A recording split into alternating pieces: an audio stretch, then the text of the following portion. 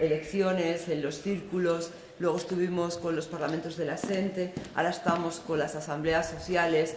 Existen muchas fórmulas de participación. Lo importante es seguir ahí, todos los días, intentando poner nuestro granito de arena, y hoy lo hemos conseguido con esta última asamblea sectorial, esta última asamblea social, que ha sido sobre el mundo rural, equilibrio territorial y equilibrio medioambiental. A mí me gusta llamarlo así y no como se llama en las consejerías, que nos llaman desarrollo rural y recursos naturales y que nos llaman infraestructuras y medio ambiente. Nosotros lo llamamos mundo rural porque es mundo, porque está vivo y necesita que siga estando vivo, y por eso le queremos llamar mundo, y no desarrollo.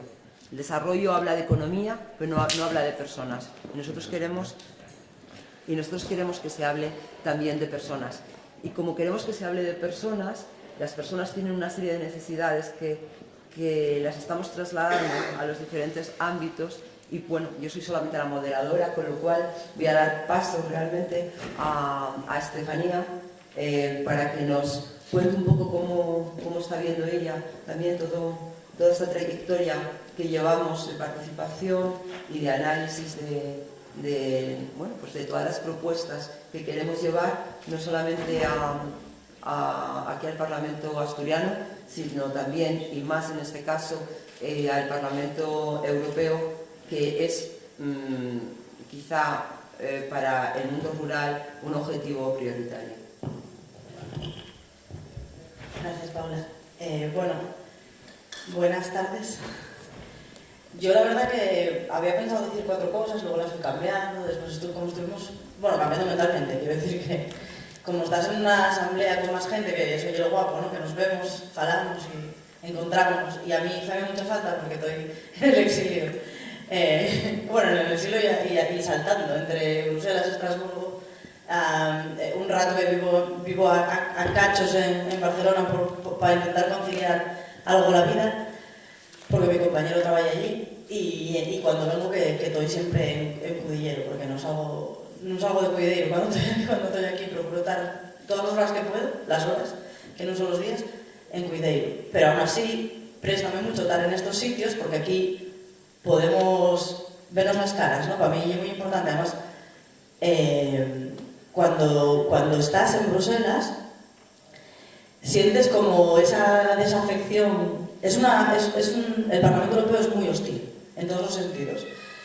Es hostil porque no llega la voz de la gente en ningún sentido, y es hostil también porque están tan acostumbrados a esa burocracia atroz que hace que todos los trámites que se hagan sean excesivamente burocráticos, pero que además sean tan complicados que hasta para cambiar la tinta de la impresora hay que rellenar 3 formularios y subir 5 pisos para cambiar la tinta de la impresora. Hasta ese punto está burocratizada la institución. Eso, claro, dificulta muchísimo más que si tú tienes voces de la calle que quieras llevar allí, pues entren de algún modo. Tenemos vías y empezamos a utilizarlas. Pero claro, yo llevo en el Parlamento, ¿dónde está Laura aquí? Llevo en el Parlamento cosa de año y algo, muy poco, y nos costó, porque no entré sola, por fortuna, y había compañeras que estaban de antes, nos costó mucho tiempo llegar a entender un mínimo de cómo funcionaban los trámites, no solo legislativos, sino cualquier trámite de lo más concreto, como se metía hasta una pregunta parlamentaria al principio, ¿no? Cuando ya empezamos a entender cómo funcionaba y qué tipo de vías teníamos para poder utilizar aquel altavoz para la gente, pues empezamos a hacer cosas. Y claro, una de las cosas que hicimos desde mi equipo, que fue la voluntad precisamente de empezar a hablar de lo que estamos hablando de aquí, ¿no? Del rural. Porque resulta que cuando entré en Podemos pensaba mucho en Cudillero. Bueno, siempre pienso en Cudillero porque ya mi pueblo y no puedo evitarlo. Pero pensaba mucho en qué Cudillero quería para mi gente, ¿no? Y pensaba que Podemos podía ser una herramienta que permitiera cambiar la política local allí. Y acabé en Bruselas, o sea, cosas de la vida. Me metí un poco para defender la vida en Cuidero y mandaronme para Bruselas. Entonces, igualmente, como dice Paula, mucha legislación de la que viene de Bruselas sabéis que tiene impacto inmediato en la vida de los pueblos y en las aldeas, en la vida de la ganadería, en la agricultura, etc., ¿no? Porque porque esto es así, diseñan las políticas de arriba adrede, no es una cuestión de azar, está hecho a posta. Es mucho más fácil poder comandar desde arriba cómo queremos, cómo quieren que vivamos, que preguntarnos a nosotras. Evidentemente, para ellos es bastante más sencillo hacerlo así. Por eso entendía que era una posibilidad también, y era una oportunidad, después de acabar de comprender todos los mecanismos, meter esa voz de alguien, una chavala normal de un pueblo de costa asturiano, pequeñín, que estaba allí y que iba a hablar pues, de una manera distinta. Y ahora, poco a poco, ya conseguí que Cañete me mirara a la cara, cosa que no hacía antes cuando lo interpelaba, y ya conseguí que hasta el comisario Hogan, que lleva agricultura, sepa quién soy, cosa que es bastante difícil de conseguir, porque somos unos cuantos y yo no le caigo especialmente bien, claro. El otro día hablábamos en el Parlamento Europeo del precio de la leche, del precio en el que están vendiendo en ciertos supermercados, en concreto aquí creo que es El Árbol, está vendiendo la leche a 20 céntimos el litro, porque como están cerrando sucursales, o como se llamen, en distintos pueblos, pues están haciendo, poniéndolo en venta a precio muy bajo, ¿no? Ese cartel me llegó porque en el Telegram de Occidente la gente colgó precisamente la foto del precio de la leche. Y por eso me llegó a mí el cartel, porque hay compañeras que están ahí, me hicieron llegar el cartel, me dijeron, mira qué precio está la leche justo esta semana en El Árbol. Y tenía esa semana un debate, que era una pregunta oral al comisario, de qué medidas va a tomar, ya sabemos que ninguna, pero qué medidas va a tomar usted para corregir la absoluta crisis por la que está pasando la agricultura. Claro, esta pregunta que parece que van a responder o que deberían responder, realmente nunca van a llegar a contestarnos nada que nosotros esperemos que deberían contestar. Pero yo entiendo que es una oportunidad para meter una voz que antes no estaba. Porque hablan de manera muy tecnocrática, hablan de manera muy alejada de la gente, hablan de una forma como muy abstracta, porque así parece que saben muchísimo más de lo que sabemos cualquiera de los que estamos aquí. Y luego es todo mentira. Entonces, utilicé esa foto, la saqué allí en el pleno y automáticamente vi a Pepiño Blanco revolverse en el asiento, ponerse medio loco y venía a decirme que bueno, que no podía utilizar tampoco el tema del supermercado para hacer estas ferias, ¿no? Que hacíamos muchas veces los de Podemos. No hacemos feria, es lo que pasa que hablamos de las cosas que le importan a la gente y ellos no tienen ni la capacidad de hablar de las cosas que le importan a la gente, ni ya la legitimidad, porque es que la gente ya en buena parte ha dejado de creerles. Y resulta que eso funciona. Igual que funciona eso, funcionan las cosas que se hacen aquí como esta, de encontrarse aquí en Asturias, y funciona una de las iniciativas que hemos puesto en marcha hace poco tiempo desde nuestro equipo y en colaboración con la gente de Estatal, que es una cosa que llamamos la caravana rural, y antes lo comentaba con Pablo además, y de hecho Jesús estuvo también en una de las jornadas que celebramos en torno a la caravana rural. La caravana rural consiste en un camión, literalmente, la llamamos la rural neta, y la movemos por todas partes, a donde llegamos. Claro que tampoco tenemos tanto dinero ni tantos recursos. Estuvimos en Guadalajara, estuvimos en Salamanca y estuvimos en Zamora. En Zamora es donde estuvo Jesús. Pero no en las capitales, estuvimos en pueblos grandes, pero en pueblos. Puebla de Sanabria, en Ciudad Rodrigo, y ayer estuve en Sigüenza. Y le comentaba a Paula que me gustaba en cierta parte, en cierto modo, porque es verdad que hay momentos en los que los comentarios son desoladores y son de muchísima desesperanza, pero me gustaba algo que sucedía, ¿no? Que cambias de un sitio al otro, de una localidad a la otra, y los problemas son los mismos. Que aunque haya latifundio en unas zonas del país y en otras zonas haya minifundio, que en unos sitios se produzca leche y en otros a lo mejor sea más el tomate o el aceite, y que el tipo de campesino pueda ser diferente por la estructura social, etc., al final siempre te encuentras con abandono rural, invisibilización del papel de la mujer en el mundo rural, malversación, mejor dicho, de los fondos públicos, o que no se sabe dónde está nunca el dinero que acabó en un aeropuerto que no se utiliza o en una tumba de hormigón que ahora ya no sirve para nada y no tiene ningún tipo de actividad, ¿no? Siempre han hecho lo mismo con el mundo rural.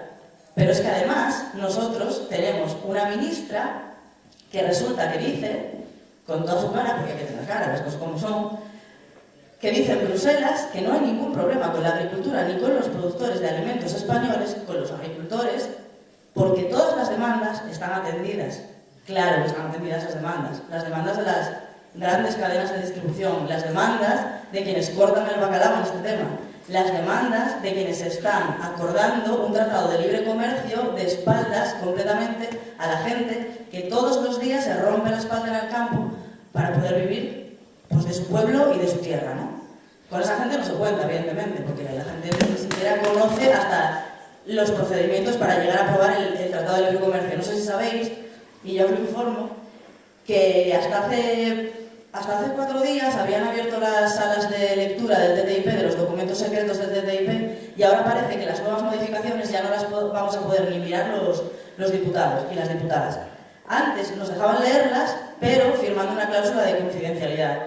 Ahora, al parecer, cada nueva modificación tampoco la vamos a poder ver. Es decir, esto forma parte todo de un plan muy bien trazado, que es despojar a la gente de la posibilidad de vivir de la tierra y de la mar, que yo soy de mar y siempre hablo de ella, despojar a la gente de la capacidad de vivir de la tierra y de la mar y quitarle a la gente cualquier posibilidad de vivir en su pueblo y en su hogar. Porque al final ellos van a poder hacer lo que les dé la gana con los recursos naturales, van a poder hacer fracking, van a poder explotar hasta el delirio nuestros recursos naturales y nos van a poder dejar sin nada porque ellos podrán pagarse lo propio y seguramente no les importará que cada vez nosotras podamos comer peor, ¿no?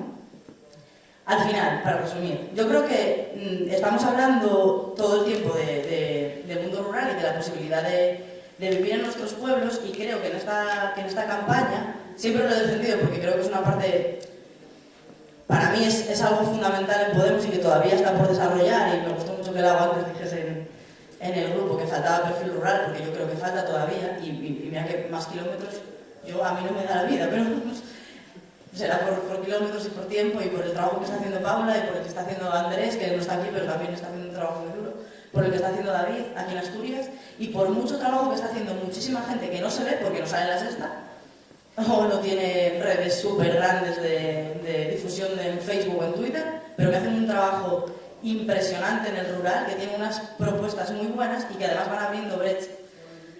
Yo creo que hay una parte fundamental de que hablasteis antes, que además lo dijisteis tal cual, es decir, hay que ir, no es que la gente venga aquí a participar, es que hay que ir a buscarles donde están, ¿no? Hay que ir al Chigre, o hay que ir a la salida del trabajo, o hay que buscar los problemas que tienen y ahí abrir espacios de debate. Voy a cerrar con un mensaje de esperanza y es que hace unas semanas fuimos a Castellón, organizamos una asamblea con los pescadores artesanales de todo el Mediterráneo y del Atlántico para hablar del cupo de la pesca del atún rojo a la que los artesanales no tienen acceso, mientras que 2 grandes empresas pueden manejar la cuota pues casi con total libertad, porque en 2 días la consumen. En 2 días acaban con todo, incluso con lo que viene detrás, ¿no? Que son cuando está gestándose el atún y demás, pues también pueden arrasar con todo. Y eso genera una desigualdad profunda entre los pescadores que no solamente sirven para mantener para dotarnos de alimentos sanos a nosotros y para mantener una actividad que es sostenible en el tiempo, sino que también sirven para fijar población en las zonas costeras. Pero esos pescadores, hasta hace poco tiempo, no se estaban mirando a los ojos entre ellos. No sabían que los de Canarias y los de Castellón pasaban por los mismos problemas, porque no se habían juntado, porque resulta que las cofradías y determinadas asociaciones, muchas de ellas se manejaban al antojo de quien las comandaba, ¿no? Porque se movían por intereses políticos puntuales, etc. Y de repente cuando ellos se encontraron, ellos y ellas, porque también hay pescadoras y además muy potentes y muy buenas, cuando se encontraron decían precisamente que había muchísimo de lo que hablar, que es que claro, que no íbamos a poder llegar a conclusiones, que es que eran muchos los temas, que era el tema de la contaminación, era el tema de los cupos, era el tema de 1000 cosas, que no lo abarcábamos todo, que no había manera, y de ahí había que salir con algo. Claro, querían solucionar 30 años de soledad y de aislamiento en una tarde. Es imposible. Lo bueno que está pasando con Podemos, con esta herramienta o con lo que estamos viviendo, con el momento político que estamos viviendo, es que la gente, creo que se ha empezado a dar cuenta del aislamiento al que ha venido sometida por culpa de un modelo de vida que nos instauraron desde arriba. Y ahora, en estos espacios de encuentro y de diálogo y de conversación con las compañeras, con los compañeros, y fuera de aquí, con la gente en el Sirre por la mañana, cuando tomas el café y comentas una cosa y la otra y tal, te das cuenta precisamente de eso, ¿no? Que al final lo más importante es tejer una red que te permita seguir luchando después con Podemos o sin él. Porque al final se trata de eso. Si el TTIP está hoy saliendo más en los medios de comunicación, es en muy buena parte gracias a un trabajo que ha hecho espectacular mi compañera Lola Sánchez, pero también es en parte a un trabajo fundamental que ha hecho la sociedad civil y a una ciudadanía que ha estado despierta y vigilante. Entonces, yo creo que antes del 26 de junio hay una batalla muy importante que dar, porque tenemos que ganar estas elecciones, si no van a acabar con todo, y ya es por una cuestión de supervivencia, eso ellos o nosotros. Pero después del 26 de junio, la historia continúa, porque la ciudadanía siempre va a ser la que tiene que estar vigilante. Y yo por ciudadanos también entiendo los de los pueblos, porque entiendo que son quienes tienen derechos. Y los que vivimos en los pueblos, en el mundo rural, tenemos derecho a quedarnos en él. Así que, compas, mucho ánimo, porque nos queda un curro por delante, que el 26 de junio empieza, no acaba. Gracias.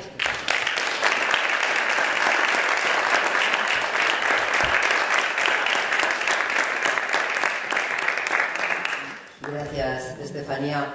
El otro día me comentaba un representante importante de la Federación Socialista en el Oriente, me comentaba que lo que más envidia tenía de Podemos era que estábamos muy cerca del pueblo, que ellos habían ido hacía mucho tiempo y que no tenían ese contacto. Estas asambleas, estas reuniones, ellos no las viven y eso es lo que más envidia les da. Entonces, es algo que hemos ganado porque es la ciudadanía la que está aquí. Y hablando de ciudadanía, la que está aquí, tenemos a Jesús Garzón, que lleva ligado al territorio de verdad, a las cañadas, a las veredas. Yo le conozco desde hace ya 35 años, me parece, o 40, bueno, no digamos la edad, Suso. Siempre detrás de la transhumancia, detrás de los pastoreos, de la cultura campesina, y lleva desde entonces ligado al territorio. Y para nosotros es una suerte poderle tener hoy aquí y que nos hable un poco de esa expectativa que podemos tener de la posibilidad de empleo, de realidad ligada al territorio y al campesinado. Y nada, yo lo que quiero es que hable él. Nada, muchísimas gracias. Muchísimas gracias por invitarme. Yo estuve hace 5 años en las primeras concentraciones de sol con las tiendas de campaña, con los tenderetes, los puestos de comida, las zonas para los niños, ¿no? Absolutamente emocionante. Así que nada, os felicito por haber seguido manteniendo la antorcha en alto y sobre todo por esa visión de esperanza que dais siempre en vuestro mensaje de cara al futuro y además por la profesionalidad y los magníficos personas que han intervenido hoy en todo momento, porque realmente yo suscribía todos sus comentarios y sus prioridades como absolutamente imprescindibles, ¿no? Yo voy a hablar muy poco porque es una mesa redonda, lo que hace falta es que podamos intervenir todos si queréis tener alguna pregunta, y solo quería centrar un poco el tema en el sentido de que en una situación como la que estamos, tan angustiosa en el campo, con los pueblos abandonados, sin servicios, sin niños, que es la gran tragedia, como se ha insistido aquí desde todas las mesas, ¿no? La falta de niños, de parejas jóvenes, de la capacidad del relevo generacional, de que esos abuelos que están ahora aislados en las aldeas puedan transmitir sus importantísimos conocimientos, ¿no? A las generaciones futuras, teniendo en cuenta siempre que estamos en un momento increíblemente histórico y que no se ha repetido en la historia de la humanidad, en los por lo menos 10.000 años de historia de la humanidad moderna, que es que tenemos la última generación que ha conocido prácticamente el campo, los pueblos, las montañas, sin luz eléctrica, sin agua corriente, teniendo que ir andando a la mayoría parte andando en burro o en carreta a los sitios, ¿no? Y que de ahí hemos pasado de repente a una modernidad que sea muy mal entendida, en el sentido de muy mal distribuida y muy mal aprovechada para haber apoyado a esos vecinos, a esas gentes, a mantener esas sociedades rurales activas, sino todo lo contrario, que lo que se ha hecho ha sido desmantelarlas, descabezarlas, en lo que yo llamo un verdadero genocidio, ¿no?, para muchos de nuestros pueblos rurales. Una de las cosas que se ha comentado hoy, sobre todo por la parte de los forestales, que estaban muy bien, con ideas muy positivas, es que todas las parroquias, los montes comunales, los montes vecinales en ano común, etcétera, han sido hasta prácticamente después de nuestra guerra civil pues un elemento fundamental de cohesión entre los vecinos, de votaciones a mano alzada y a campana tañida, de tomar las decisiones en común, además siempre teniendo a lo mejor unos presidentes de juntas vecinales que siempre eran las personas mayores. Ahora son, pues, como se ha dicho también insistentemente, los caciques de turno. Antes podían ser personas mejor formadas, peor formadas, pero siempre eran unas personas mayores, lo que indicaba que tenían una experiencia suya propia, de sus padres, de sus abuelos, porque en el campo muchas veces la experiencia que se transmite oralmente pues abarca un siglo de conocimientos y experiencias, de pruebas y error, de tomar decisiones. Pero no solo eso a nivel de juntas vecinales, sino también a nivel de ordenación del territorio, a nivel de relaciones entre las diferentes juntas, los diferentes pueblos, ¿no? Los límites actuales de los términos, a veces aparentemente absurdos, son una lucha de muchos siglos de trabajo, de subir, bueno, aquí cuando en Mieres, en toda la zona minera, decían, vamos a los puertos de Mieres, allí arriba a las cumbres, ¿no?, de León, y claro, pues exactamente, porque eran los ganaderos que subían aquí desde prácticamente la zona urbana con sus vacas a Torrestío y a los pueblos aquellos de alta montaña, ¿no?, de Peñauviña y tal. Y toda esa estructura territorial que ha dado lugar a las provincias, a las comunidades autónomas, a los municipios, a los límites municipales, son parte de una lucha y de un diálogo y de un intercambio de opiniones durante muchísimos siglos, de los que hemos sido nosotros herederos hasta hace bien poco, ¿no? Como se ha dicho en nuestra mesa, precisamente la política forestal, después de las desamortizaciones que tanto costaron a los vecinos, muchas veces teniendo que pagar de su bolsillo el recuperar y el recomprar sus propias tierras y sus propios terrenos vecinales, por si eso era poco, luego las ordenaciones de montes, declarando los montes de utilidad pública, todos los que precisamente los vecinos habían salvado y habían rescatado y que por eso existían y que por eso estaban bien gestionados. De forma que les robaron, les usurparon a los vecinos la posibilidad de seguir gestionando directamente su territorio en nombre de unas políticas, en muchos casos, absolutamente equivocadas, como se ha demostrado, ¿no? Ahora mismo en toda nuestra península, tanto incluyendo España y Portugal, los destrozos que durante los últimos 60 o 80 años han hecho los ingenieros de montes, sobre todo desde que empezaron los bulldozers a aterrazar las laderas, arrasando sierras completas para poner unos pinos raquíticos que están totalmente infestados de procesionaria, abandonados totalmente, que no se han entresacado nunca, persiguiendo a correazos a los pastores, a los ganaderos que intentaban aprovechar esos recursos porque era su tierra, porque era donde habían vivido ellos y sus familias durante siglos. Eso realmente es algo que hay que no ya denunciar, porque lo hemos denunciado desde hace 50 años en todos los foros y en todo lo que hemos podido trabajar, pero que exige una revisión completa de la política forestal española, una política forestal que esté al servicio de la población, al servicio de la población rural, que se entresaque, que se eliminen, que haya quemas controladas en invierno para evitar los incendios de verano, que todos esos montes que están ahora cubiertos de matorral y de maleza, que en parte pueden utilizarse, por supuesto, para la biomasa, pero la biomasa tiene el problema en nuestra región, pues de las grandes distancias, de las grandes pendientes, del esfuerzo en gasto de energía a base de camiones o tractores para llevarlos a los lugares de producción de energía, de no ser que se use a un nivel local, que sería realmente la forma idónea como se ha hecho siempre, ¿no? Pero todo esto, que puede parecer realmente pues, que estamos en una situación límite, sin embargo, como dije en Sanabria el otro día, se enmarca en una visión global que no debemos de perder de vista.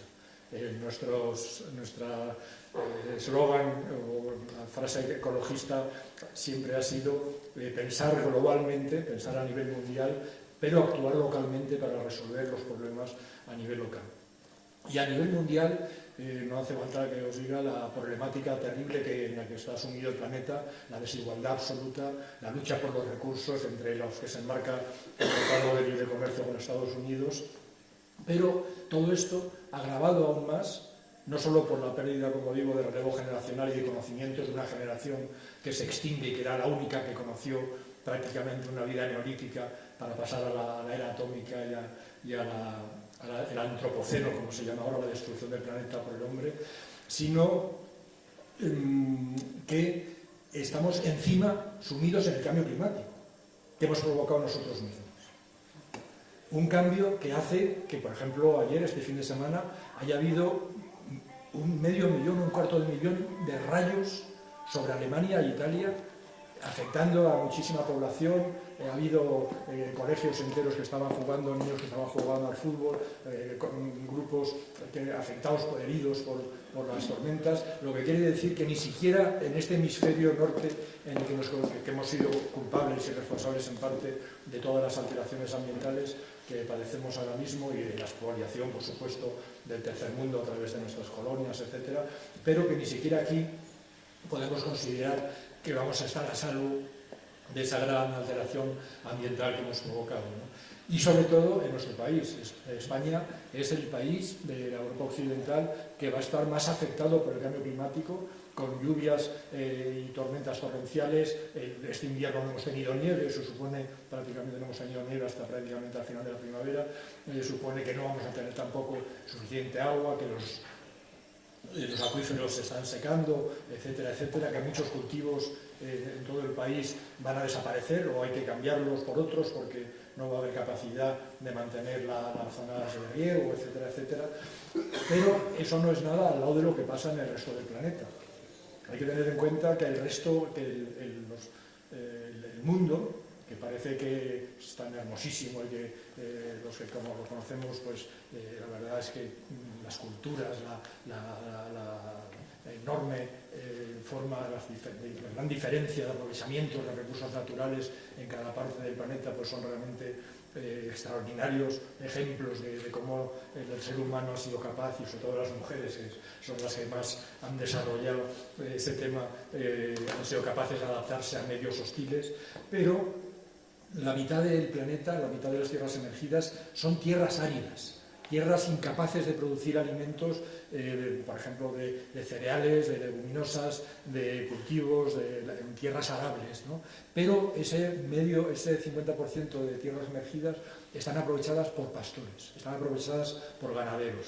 Son los pastores de las tundras árticas con sus renos, son los pastores de las montañas del Himalaya con sus yak, o con sus camellos en la parte de Mongolia, o con sus dromedarios en los desiertos de Arabia o del norte de África.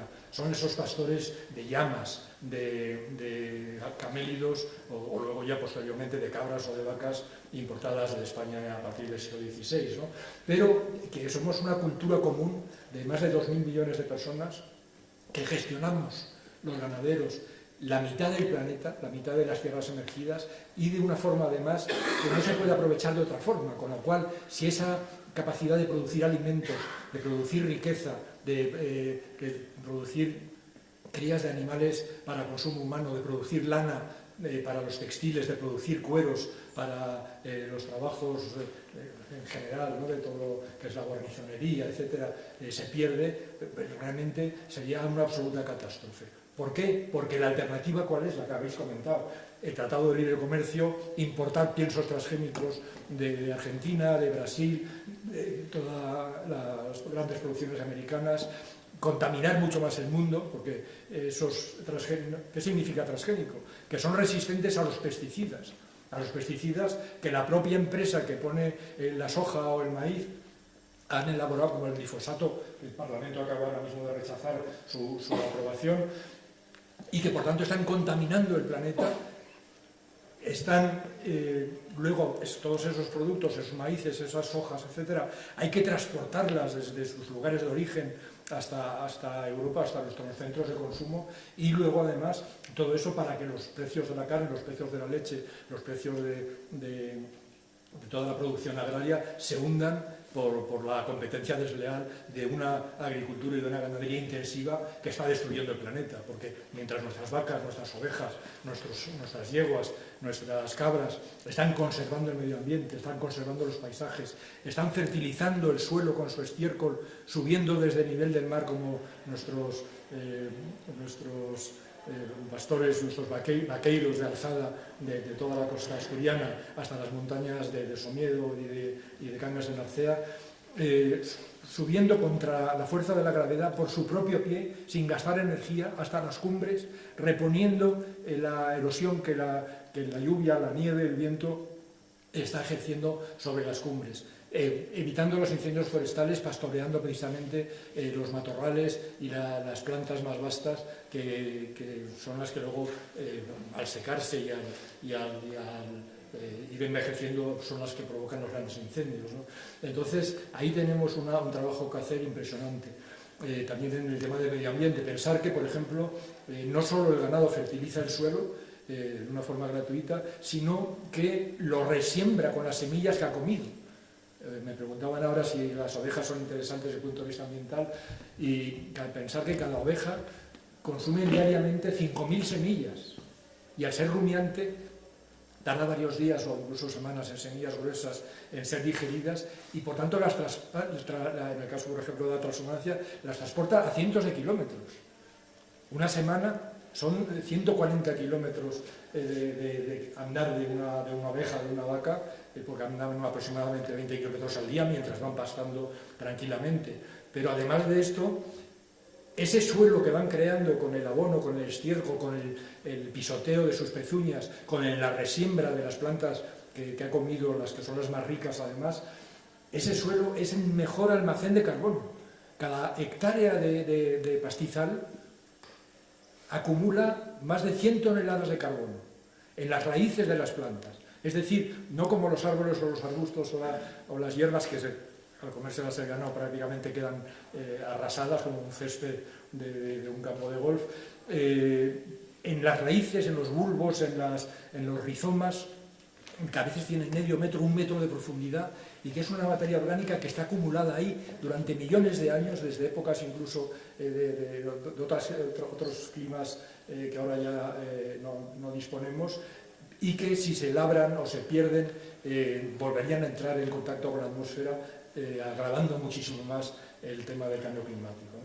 Entonces, por eso, el tema de la ganadería, yo me dedico desde hace 25 años, antes me dedicaba al lobo, al oso, al urogallo, a conservar los ecosistemas de la costa cantábrica o de las sierras de Extremadura, pero cuando he visto la importancia inmensa a través de los trabajos de las universidades españolas que tenía la ganadería, y que era la única forma además de garantizar empleo en el medio rural de una forma sostenible, porque un ganadero tiene que estar permanentemente durante todo el año atendiendo el ganado, no como un agricultor, por ejemplo, con estos campos inmensos ahora de Castilla, que están preciosos, las cebadas, las avenas, los trigos, pues eso lo puede hacer una empresa en 3 meses con 4 o 5 equipos de tractores, y sacarlo luego 15 días en la época de la siega, de la recolección, sin dejar nada en los pueblos y dejando que los pueblos se abandonen, ¿no? Mientras que el ganado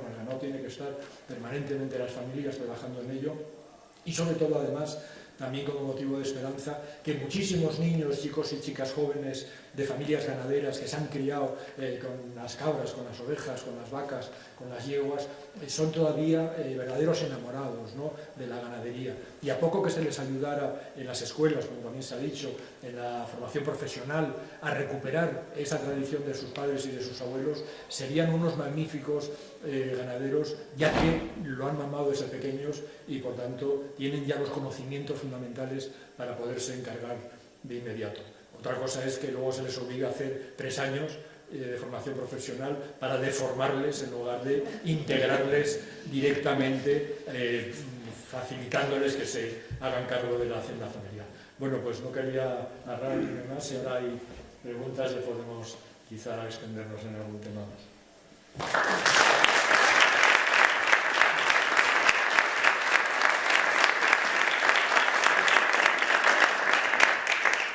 La verdad es que no sé de vosotros, pero yo me quedaría más tiempo escuchando las historias que nos cuenta Suso, porque tiene una capacidad de ver todo lo que es relacionado con la naturaleza, con el mundo rural, con el mundo campesino, con una visión muy global, histórica, y da gusto escucharte. Pero seguramente que todos los demás queráis también aportar algo, preguntar algo sobre lo que se ha hablado aquí o sobre lo que hemos estado debatiendo en los 3 talleres que ha habido.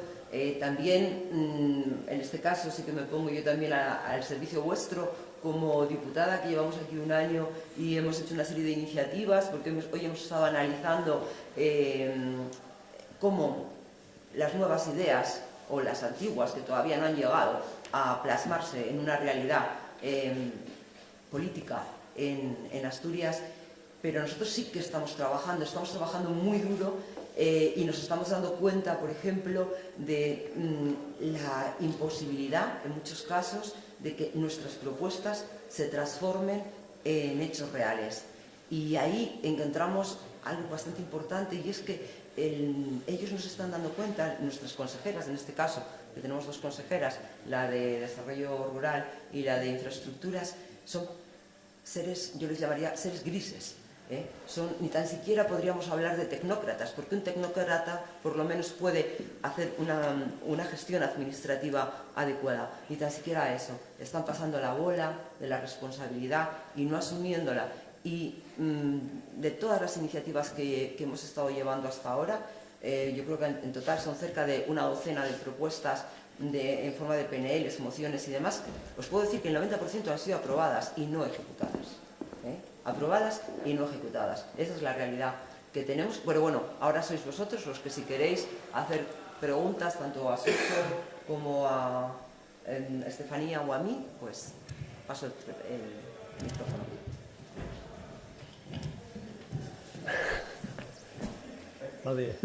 Nadie se atreve.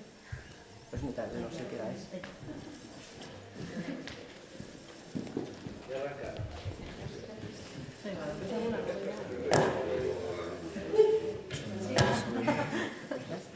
Antes estaba comentando el compañero, Pablo, de cosas de medio rural que no tenía mucha información porque no estaban aquí los ganaderos y ningún ganadero y tal. Ya no hablamos de ganaderos, sino de gente que pueda tener animales, ¿vale?, para su autoconsumo. Si quieres tener ese tipo de animales como cabras, vacas o ovejas, tienes que pedir lo que es el CEA, que si realmente no tienes economía para hacerlo, tienes que pagar unos papeles que tienes que arreglar para legalizar 4 animales. Para tener nosotros, me parece que fue 5 cabras, tuvimos que pagar 130 euros. Pagar por 3 libros independientes de cada uno, 10 euros por cada uno. Aparte de venta. No hay una...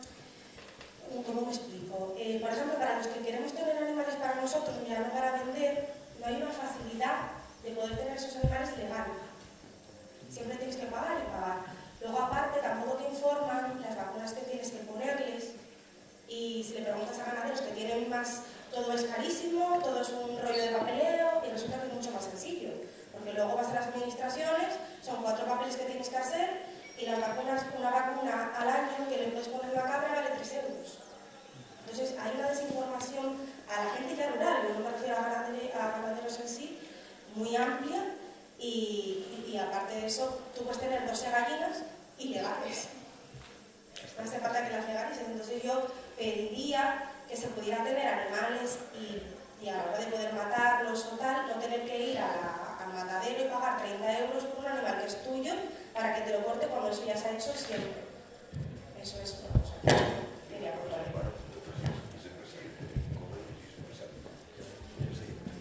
Tenemos una ronda primero de ¿Qué preguntas? Sí,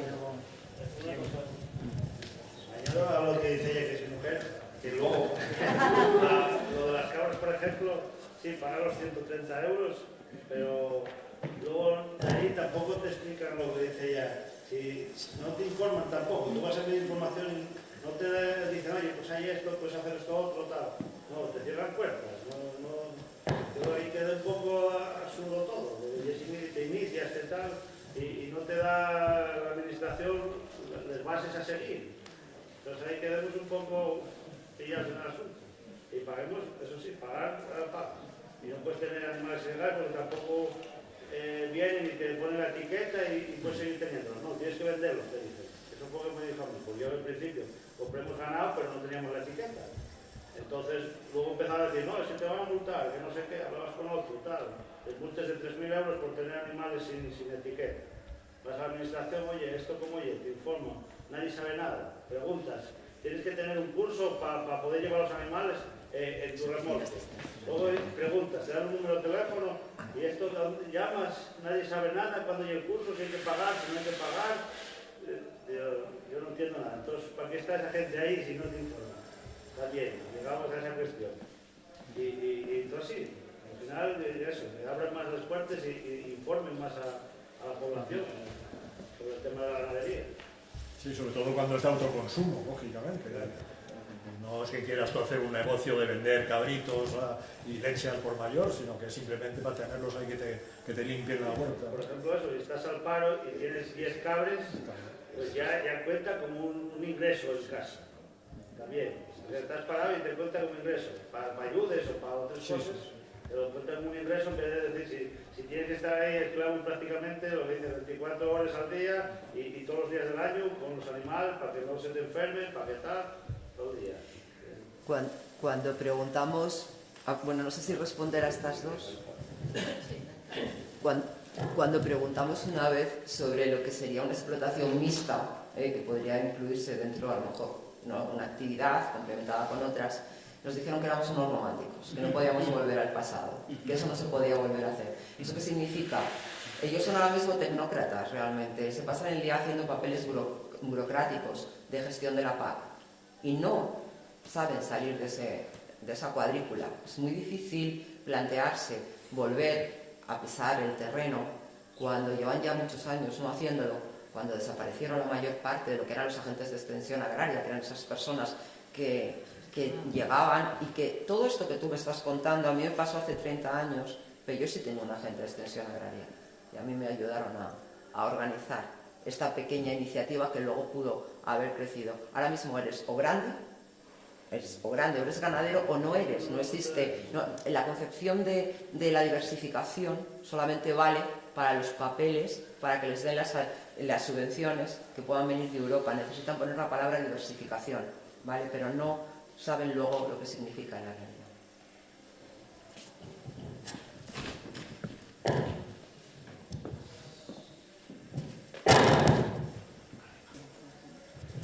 Hola, buenas. Bueno, yo más que una pregunta era una reflexión, escuchándoos hablar sobre el tema en la educación y el despoblamiento en el mundo rural por falta de escuelas. Pues bueno, yo tengo una pequeña experiencia, trabajé 4 años en una escuela rural, en Cabrales, y lo que sí que veo es que en los pocos sitios donde quedan niños y niñas, pues lo que pasa es que cuando llega una educación superior, pues todos agarran el transporte para venir a Oviedo a estudiar y lo que pasa es que no hay un retorno, no hay una vuelta. Eso por un lado, y por otro, los pocos críos y crías que tenían afición, gana, ilusión y que querían dedicarse a la ganadería cuando eran pequeños, pues desde la escuela eso no se fomenta, ni se valora, ni se pone en valor, ni siquiera se contempla dentro de la educación como una salida profesional y yo pienso que este sería una labor muy importante que debería desarrollarse desde la educación, desde los centros, desde los planes de estudios, vamos, que la concepción de la educación creo que tiene que cambiar bastante y poner en valor este tipo de vida, porque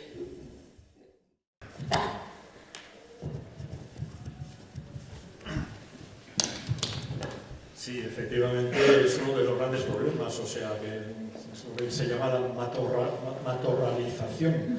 Y ahora mismo media España está cubierta de matorrales, que con un peligro de incendio inmenso, y bastaría a lo mejor dedicar un 5 o un 10% del dinero que se dedica a extinción de incendios, después de que ya se han quemado a lo mejor 1.000 o 10.000 o 20.000 hectáreas, y con todos los medios aéreos y helicópteros y con grave riesgo además para el personal de los servicios de protección, ¿no? de extinción, que se juegan la vida, y de hecho muchos, pues hay accidentes de helicópteros y hay personas que fallecen, como el terrible incendio aquel de Guadalajara, ¿no? que hubo hace unos años. Entonces sería infinitamente más fácil, más económico y mucho más útil social y desde el punto de vista ambiental el controlar los incendios mediante el ganado. En una fase ya de estas de matorrales, muy altos y muy densos, los desbroces son muy caros. Gastan también mucha energía, es un escándalo lo que arman, ¿no? Hoy es por de un valle a otro a las desbrozadoras arrasando el terreno, pero es que sobre todo, como lo que haces es quitar solo la parte aérea, prácticamente las raíces, donde está toda la masa acumulada de la reserva de la planta, inmediatamente se recupera. Entonces, lo que es fundamental es meter ganado, una carga ganadera importante, porque es que además en la fertilización del estiércol, junto con todas las bacterias, los microorganismos, los hongos, etcétera, que aportan al suelo, van acabando y van erradicando el desarrollo otra vez del matorral, ¿no? Entonces eso era fundamental, clarear mucho las masas, entresacar los pinos, meter incluso en los eucaliptales, que tienen muchísimas zarzas, muchísimo alimento potencial, pastorías de cabras, etcétera. Pero claro, como todo eso es una medida legal que tienen que adoptar las administraciones, hasta que no les convenzamos de la importancia de ello, pues es simplemente pues hablar por hablar, ¿no?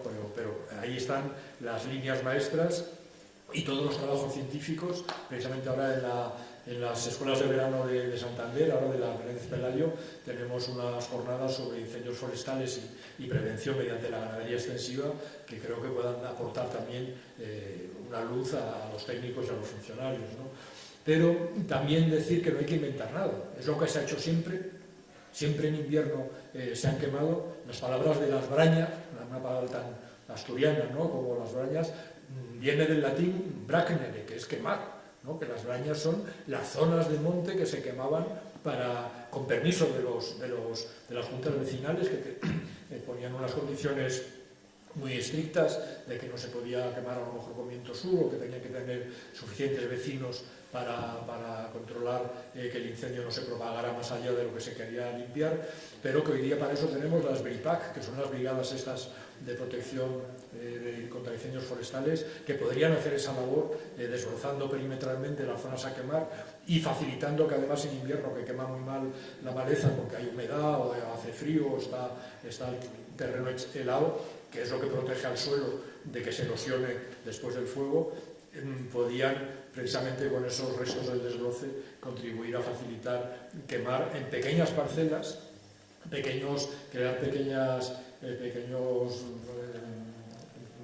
como ajedrez, ¿no? O sea, mosaicos, pequeños mosaicos, que a su vez desde ahí ya con la fertilización del ganado, porque lo más importante es inmediatamente, en cuanto venga la primavera, el mes de mayo o junio, antes de que rebrote todo el matorral, volver a meter ganado, para que, en contra de lo que hoy día se hace, que está prohibido meter ganado 5 años después de los incendios. Esa es la mayor catástrofe, porque no se devuelve al suelo la fertilidad y el stock de semillas que se puede haber quemado por el incendio, que se puede devolver inmediatamente de una forma gratuita y rentable mediante el uso del ganado. O sea que eso es una regla fundamental.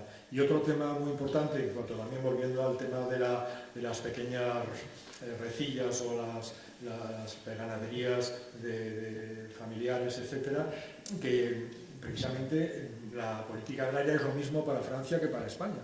Y en Francia está perfectamente permitido y fomentado que la gente tenga su propia comercialización local, y vas por una autopista francesa y cada 2 kilómetros estás viendo que te ofrecen gansos o paté o quesos o fresas o rábanos o espárragos o lo que sea de temporada, ¿no? Cosa que aquí está radicalmente prohibida.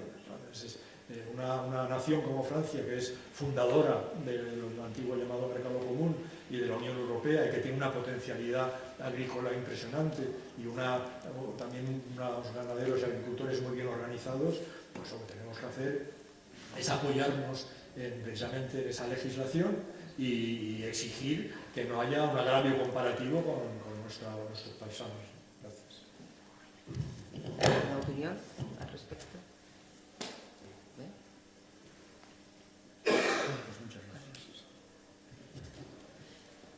Bueno, me parece que no hay más preguntas.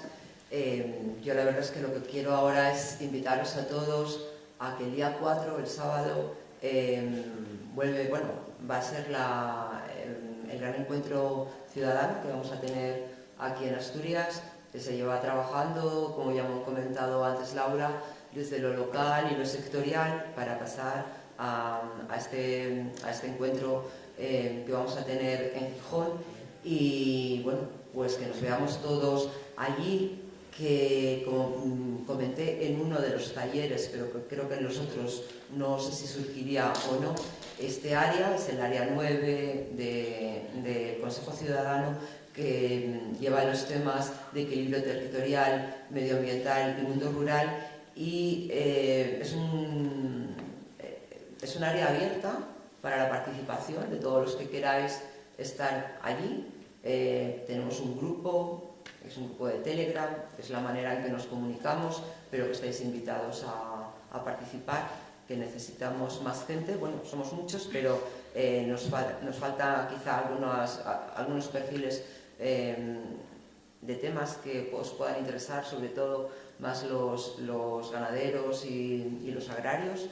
Y que, bueno, da lo mismo, también los ecologistas, cualquiera estáis, y los de infraestructuras, pero en mi aspecto, que es el de mundo rural, realmente necesitamos gente que quiera trabajar, que quiera opinar y que quiera hacer propuestas. Todas las propuestas que han salido aquí han sido importantísimas, hemos visto un abanico muy grande. Hemos visto la transversalidad tan importante que tiene el mundo rural, la transversalidad también que tiene el tema de la contaminación y el tema de las infraestructuras.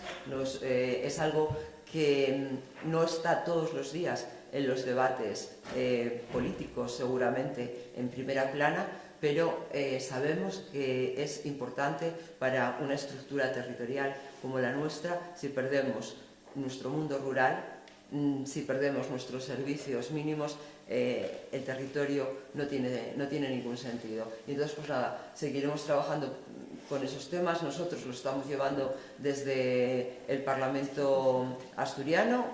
Sabéis que hemos presentado muchas iniciativas a este nivel, pero somos, como decía antes Laura, solamente los portavoces. Os necesitamos a vosotros para que las propuestas lleguen allá. No hacemos otra cosa más que hacer de canalización, y eso es lo que tenemos que seguir haciendo. Muchas gracias a todos por la asistencia.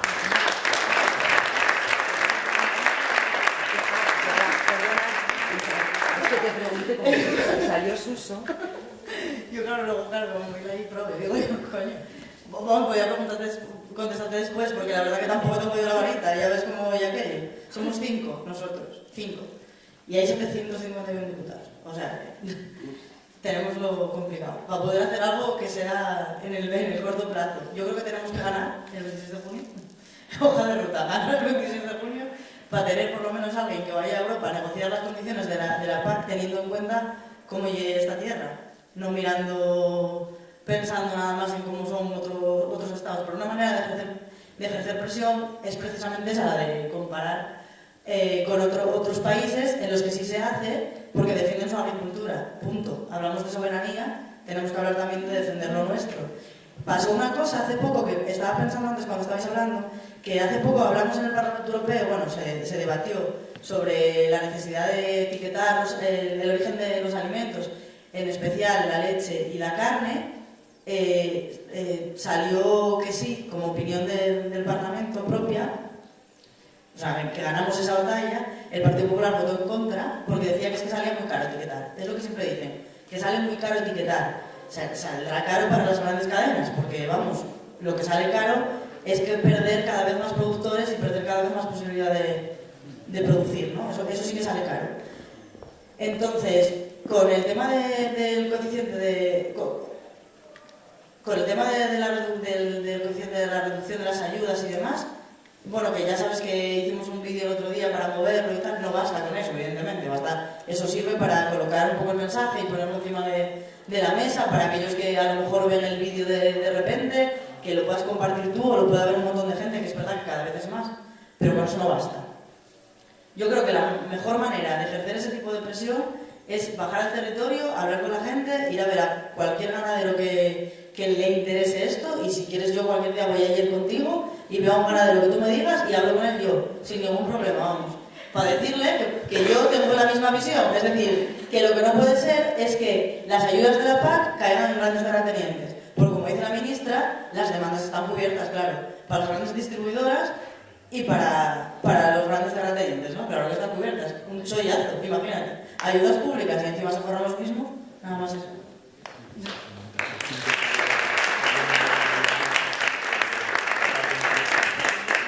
No, y además, bueno, que recordar que nos dice Suso que el día 5 es el Día Mundial del Medio Ambiente, y bueno, espero que alguna propuesta que vaya para el encuentro ciudadano vaya en esa línea.